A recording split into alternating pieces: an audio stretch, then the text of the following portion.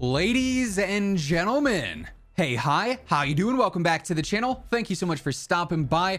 Tomorrow we get the final main content update of Warzone 1. This is the Season 5 Reloaded update. Obviously, it's got some shared content for Warzone and for Vanguard, some specific Vanguard content, some specific Warzone content. We went through the whole update reveal earlier on today, so if you haven't caught that video yet, feel free to go and check that one out. But what we're focused on in this one is specifically the final weapon update coming to Warzone. The addition of new weapons with the Season 5 Reloaded update, but also what's changing with some other weapons with weapon tuning and weapon balancing. So initially, yes, per usual with the Reloaded update this time around, we do have a new update to the arsenal. We are getting some additional weapons here. But what's interesting with this update versus all the previous mid-season updates from the Vanguard era, from the Cold War era, even from the Modern Warfare era, is that usually we get 3 new ranged weapons per season.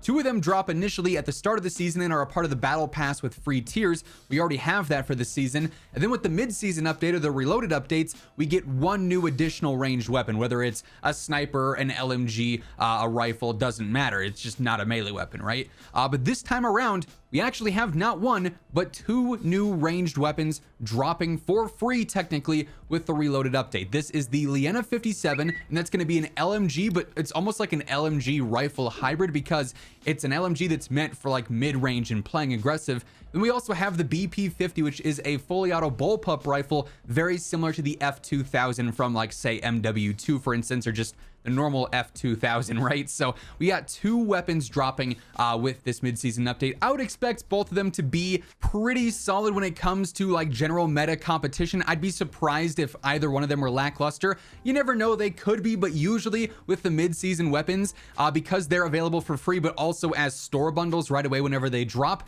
they want players to go in and buy those blueprints and buy those store bundles so that they make easy money and the weapons are good. And if you, get fried by one of the new blueprints right away when you're dropping in, you're gonna say, oh, okay, I gotta go buy this blueprint because this weapon is clearly meta. It's clearly top tier, right? So that's why the mid-season weapons are usually pretty solid. But we do have new descriptions for each of these as of the update preview earlier today that was released. So the Lienna 57 is a compact LMG capable of high accuracy during sustained fire, aka this is going to be a very low recoil LMG or rifle. Now obviously all the Vanguard guns pretty low recoil, that's not really a surprise there. This one seems to be more of that pattern with all the Vanguard guns that we've seen. They also go on to say an LMG configured for mid-range play. The Lienna 57 favors stability over speed, remaining on target through prolonged fire. As more attachments become available, the weapon can be configured for snappier mid-range play, or it can be extended into a long-range powerhouse. So essentially, it seems like they are going for a very versatile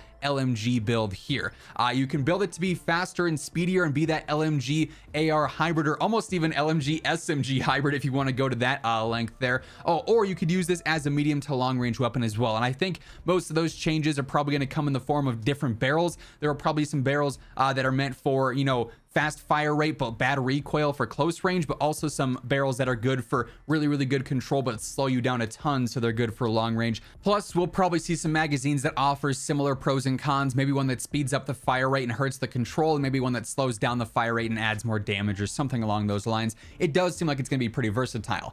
And then we got the BP50, and they say this is a fully automatic bullpup assault rifle that boasts a high fire rate while remaining deadly and accurate at long ranges. So again, it's going to be a lower recoil, high fire rate weapon. I imagine this one's probably going to be very similar to say the Cooper or the Nikita or the AS44, most likely going to be the most effective in mid-range fights if I had to guess.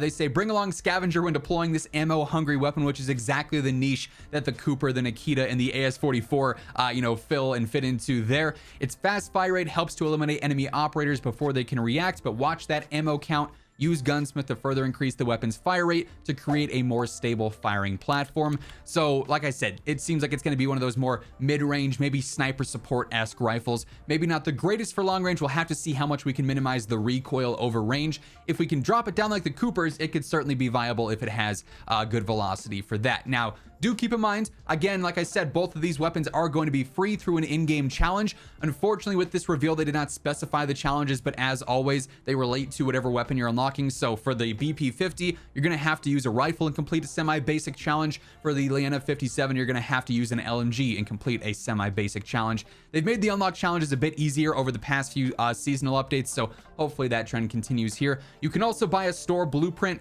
for each of these weapons, but you won't be able to customize that build at all in Warzone until you unlock the base weapon by completing the challenge. So just keep that in mind. Of course, though, when these weapons drop, we're going to be going through the best loadouts for them, seeing if they are in fact meta, giving you guys the best ways to unlock them quickly. And if you want to stay up to date with those videos and everything else going on in COD, be sure to subscribe with those noties turned on. I got you guys covered with all that stuff quite literally every single day. But of course, just the addition of these two new weapons is not the only thing changing with the Season 5 Reloaded update. We are also going to see our final batch, presumably our final batch of weapon changes and weapon adjustments to balance out the meta even more. And we talked about this a bit last week, was a little overshadowed by obviously all the MW2 stuff going on, but there's a few basic things that I would say are probably going to be happening with this Reloaded update and the weapon tuning going on there. Of course, we're going to have the full patch notes from Raven tomorrow as well, but a pretty clear nerf that's going to happen, the UGM. I mean, this thing is just insane over range. It's TTK best basically everything in the game